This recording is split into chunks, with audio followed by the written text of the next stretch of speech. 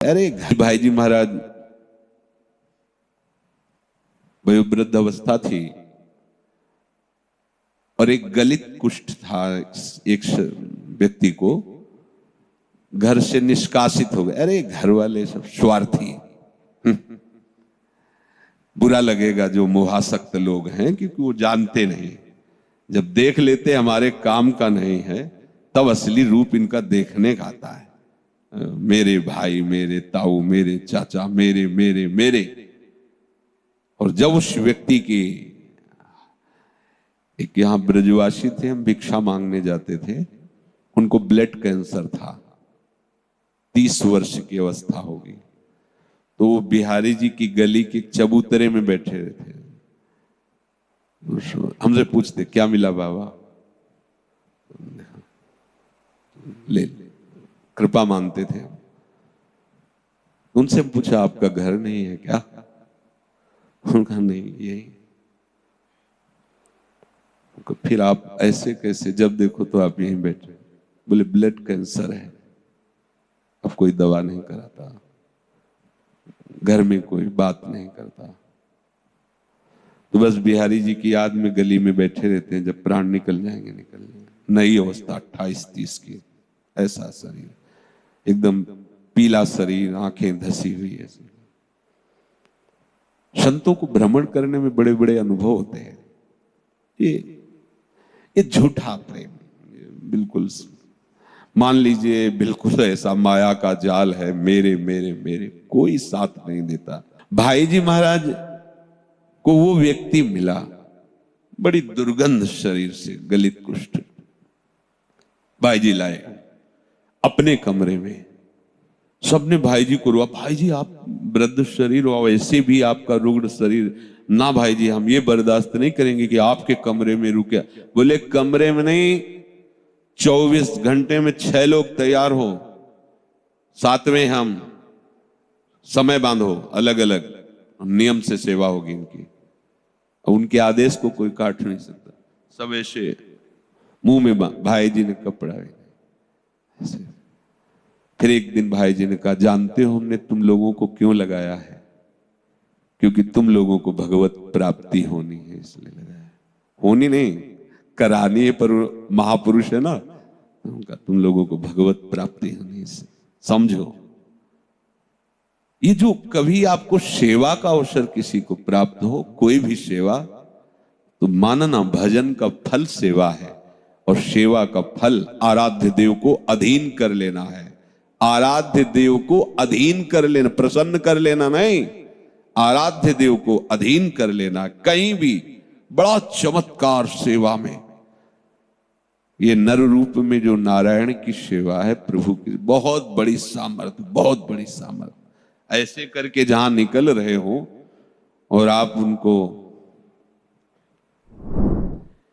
एक बार किसी सेवा के विषय में था, तब गुरुदेव भगवान ने कहा कि हरि बड़ी कृपा करते हैं तब किसी को सेवा देते हैं। जैसे कोई बीमार है, आपको उसकी सेवा में लगाया गया, या किसी भी भोजन, कुछ भी सेवा, गुरुजन जो आपको सेवा में लगाते हैं, तो हरि की, ये प्रमाण आचार्य चरण हरिवंश महाप्रभु देते हैं। नारमल जी से यही कहा था कि संतों की विशेष कृपा से मुझे श्री जी की सेवा मिली, और लकड़ी बीनना श्री जी की सेवा को आप धीमर से करवाना चाहते, रजोगुणी कहीं का, बाहर से आता है यहां रजोगुण लेकर के, जा मैं तुम्हारा त्याग करता हूं, आचार्य चरण ने ऐसा कहा था। यह सेवा बहुत बड़ी सिद्धि है। केसी घाट में, ये 24 वर्ष पहले की लगभग बात होगी, बारंडे में एक साधु वेश में से पड़े थे, दुर्गंध आती थी, परिक्रमा वही 2:30 और 3 के बीच में लगती थी। 2-4 दिन बराबर ऐसे देखा, मन में सोचा कि मरे हैं या जिंदा। एकदम नजदीक गए ऐसे उनको देखा, जे ही पलटाया तो कीड़े नीचे उनके शरीर में, मल ऐसे लगा हो। अब अकिंचन बाबा जी हमारे पास 1 रुपया नहीं, कोई व्यवस्था नहीं, हमारे रहने का ठिकाना नहीं, तो हम हाथ जोड़ के उनसे कहा, क्या सेवा करें आपकी? धीरे से कहा, हमें सुदामा कुटी पहुंचा दो। हम कहा, आप सुदामा कुटी में रहते हैं क्या? नहीं, बाहर से आए हुए, सुना है वहां भोजन मिल जाता है। ठीक है, अब केसी घाट में वहां कोई रिक्शा रिक्शा तो जा नहीं सकता था, ताकत ऐसे उठाया खाना, कीड़े मान लो सब ऐसे। सुदामा कुटी संत सेवा के लिए कल्पतरु पूज्य श्री सुदामा दास जी महाराज को कोटिशा प्रणाम। स्वयं वो अन्न मांग कर लाते थे, उपला बिनते थे, ऐसे सेवा प्रारंभ की थी और संतों को पवाते थे। उन्हीं के चरण अनुरागी जन आज भी कोई परिचय की जरूरत नहीं, कोई भी संत पेट भर भोजन पा सकता है और कई दिन बिना किसी परिचय के वहां शयन कर सकते हैं। ऐसी व्यवस्थाएं संतों के लिए। प्रणाम है ऐसे महापुरुषों को जो ऐसे संत सेवा में। तो वहां ले गए तो बारंडा ऐसे सब संतों के ऐसे आसन 50 संतों के लगे थे, साइड में उनको ऐसे लेटा, किसी ने कुछ नहीं, सब संत जनों लेटा दिया उनको। गोपेश्वर के रोज दर्शन करने उधर से जाते थे, फिर जब वो सब ऐसे करके फिर गोपेश्वर को गेट से ही प्रणाम करके वापस आ गए, क्योंकि हमें लगा कि मंदिर में कोई कुछ टोके रोके ऐसे। फिर मन नहीं माना, फिर नजदीक गए और हम कहा, महाराज जी क्या आपकी सेवा कर सकते हैं? कुछ नहीं, जाओ आप। ऐसे धीरे से कहा। पूरे दिन प्रार्थना करते रहे, भगवान अब उनके कर्म बंधन को काटिए कर्म। फिर सुबह गए गोपेश्वर जी को यमुना जी का जल लेके जाते थे, तो फिर नजदीक गए, वैसी अवस्था में पड़े थे। थोड़ा यमुना जल उनको पिलाया। कहा, हमारी इच्छा है कि आप, हम बोले राधा राधा, आप भी बोलो राधा राधा राधा राधा राधा राधा राधा राधा। बस अंदर से कि श्री जी अब बस। तीसरे दिन नहीं मिले थे। फिर पता लगा महात्मा कहाँ गए, तो बोले उनका तो कल शरीर पूरा हो गया था, तो रिक्शा में डाल के और दाह संस्कार। सेवा से बढ़कर कोई लाभ नहीं, आप इतना समझ लो। जहां रहने का खाने का कोई ठिकाना नहीं था, इन्हीं संत महापुरुषों की कृपा से, श्री जी की शरणागति मिलकर के। तो जब कभी किसी को सेवा करने का अवसर मिले, कहीं न संप्रदायवाद देखना, न जातिवाद देखना, बस उसकी सेवा में लग जाना। प्रभु ने तुम्हें सेवा दी है, बस ध्यान रख लेना। सेवा बहुत जल्दी उठाती, बहुत जल्दी आपके जीवन के प्रारब्ध का नाश करके नवीन प्रारब्ध रचने की सामर्थ्य ये सेवा में है। बहुत बड़ी सामर्थ्य सेवा में है। प्रभु कह रहे हैं कि कामना से रहित होकर किए गए कर्मों में फल देने की शक्ति का अभाव हो जाता है। भाव समझना, जैसे आप कोई कामना करके कर्म कर रहे हो तो एक सीमित फल है और आप उसे स्वाभाविक प्राप्त कर्तव्य मानकर कर रहे हो कि मुझे कर्तव्य प्राप्त हुआ, मुझे करना चाहिए, तो उसका असीम फल है। ये जो लोकांतरों में भटकाने वाले फल हैं, ये कभी प्रकट नहीं होते। ये कर्म जो कर्तव्य पालन की निष्ठा से भगवत समर्पण के लिए प्रभु की आज्ञा मान करके किया जाता है, इसका सीधा फल भगवत प्राप्ति है। कह रहे हैं उनमें कभी फल प्रकट करने की सामर्थ्य ही नहीं रहती। जैसे उबाले हुए अन्न को खेती में बो दो तो अंकुरण नहीं होगा, ऐसे ही अपने प्राप्त सेवा कर्तव्य कर्म का पालन करने वाले का कर्म जो बांधता है, प्रत्येक कर्म बांधता है, उसमें बांधने की सामर्थ्य नहीं रह जाती, वो फल ही नहीं उत्पन्न होता। जैसे भुने हुए बीज में कभी अंकुरण नहीं होता, ऐसे ही निष्काम भाव से भगवत सेवा के लिए जो कर्म किए जाते हैं वो लोक लोकांतर के बंधन कारक फल उत्पन्न नहीं कर, उनका फल सीधा समझो भगवत प्राप्ति, सीधा भगवत प्राप्ति। कामना रहित कर्म, भगवत प्रसन्नता का भाव, तो भगवत प्राप्ति।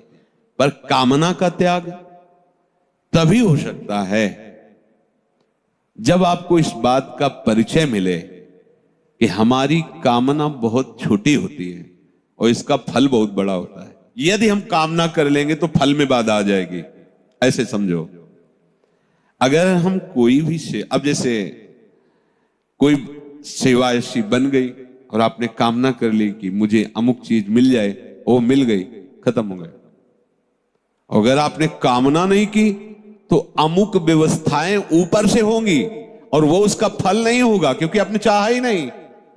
उसका फल होगा प्रभु से सीधा संबंध, और संबंध का फल है कि वो पूरा भार अपने ऊपर ले लेंगे और वो अपनी तरफ से आपकी व्यवस्था करेंगे। माला माल हो गए ना। तो भागवतिक भाव वाले उपासक को कभी भी किसी भी कर्म के परिणाम की चाह नहीं करनी चाहिए। ये समझ लो। अगर हम उसके निष्कामता के भाव को समझाने की चेष्टा करें तो अपने सीधे समझ रहे हैं, अपने को मांगना नहीं आता। अपने ऐसे हैं कि जो अमूल्य वस्तु है उसमें किलो 2 किलो बैंगन लेके चले आएंगे, इतनी अकल वाले हैं, इसलिए उन्हीं के ऊपर छोड़ दो। सुतीक्ष्ण जी से भगवान कहते वरदान मांगो, तो उन्होंने कहा प्रभु मुझे पता ही नहीं कि वरदान क्या होता है और कैसे मांगा जाता है। ये क्या होता है और कैसे मांगा जाता है, आप ही हंस पड़े, बोले बहुत चतुर हो। समझना, ये परम चतुरता है कि किसी भी सेवा का, किसी भी भगवत कार्य का आप परिणाम निश्चित न कर ले कि अगर ये मैं कर रहा हूं ये हो जाएगा, घाटे में हो गए। अपने लिए अब हमको कुछ नहीं करना है, ध्यान देना, वो सब लौट के आपको ही होगा। पर अपने लिए यदि आपने कुछ मांग के कुछ किया तो कुछ में रह जाओगे, और अपने को समर्पित कर दिया, जिनको समर्पित किया उनके लिए कर रहे तो सब कुछ आपका हो गया। ये बड़ी चतुराई की बात है। अपने साथ कर्म का कोई संबंध नहीं, क्योंकि अपने लिए नहीं कर रहे। जब तक अपने लिए कर्म करोगे तब तक कामना बनी रहेगी, जब तक कामना बनी रहेगी तब तक संसार का चक्र ये आपको छोड़ेगा नहीं, फंसा लेगा आपको। भगवान कह रहे हैं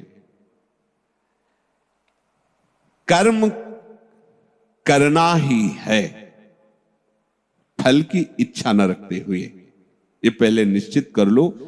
आप आगे बढ़िया वर्णन है, समय कम है। साधक जब अपना कल्याण चाहता है तो वो उकताता है। इस बात को समझ, जल्दी से भगवत प्राप्ति कब जी श्री जी मिलेंगे,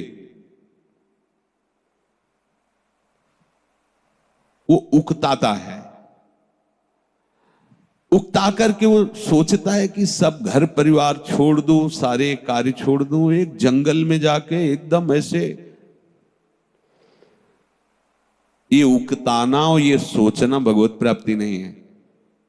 बहुत धैर्य से, जंगल में कितने दिन टिकोगे? हवा खा के तो नहीं रहोगे ना, आना तो पड़ेगा गांव में। भिक्षा ये कर्म नहीं है क्या? आना तो पड़ेगा।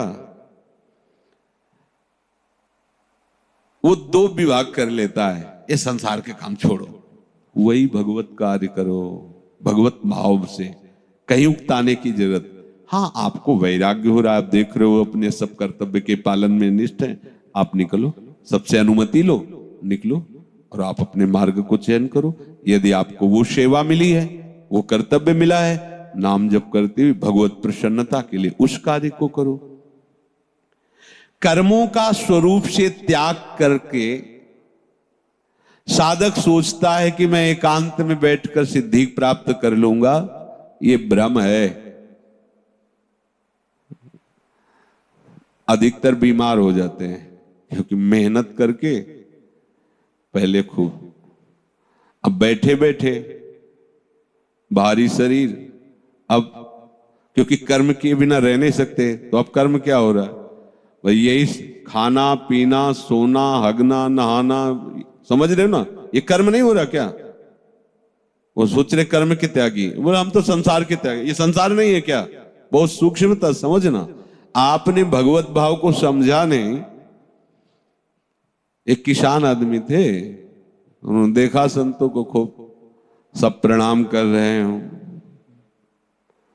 महाराज जी अब हमें शिष्य बना लो।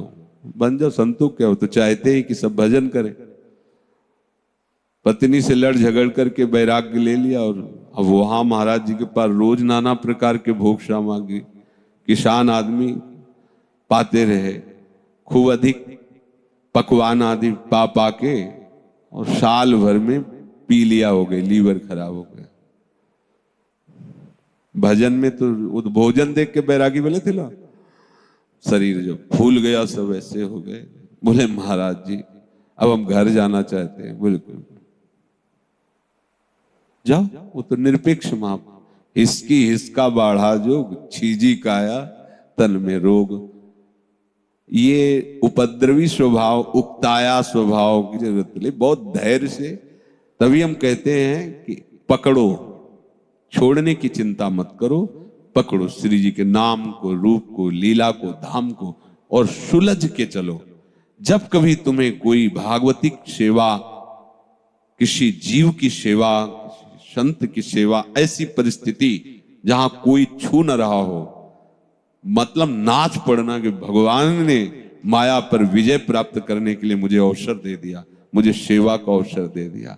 और जो आप घर परिवार की सेवा कर रहे हो, वो भी हमारा मार्ग भक्ति का है, जिसमें मानना है, हमें मानना है कि हमारे परिवार के रूप में मेरे प्रभु हैं, मैं उनकी सेवा करूंगा, मैं उनसे सुख लेने की भावना नहीं रखूंगा, उनको सुख देने की भावना करूंगा, मोह से नहीं, ममता युक्त होके नहीं, भगवत भाव से करूंगा। आप सच्ची मानिए, सच्ची मानिए, आपके बेटे के रूप में, आपकी बेटी के रूप में, आपकी पत्नी के रूप में, आपके परिवार के रूप में मेरे प्यारे ही हैं, दूसरा कोई नहीं।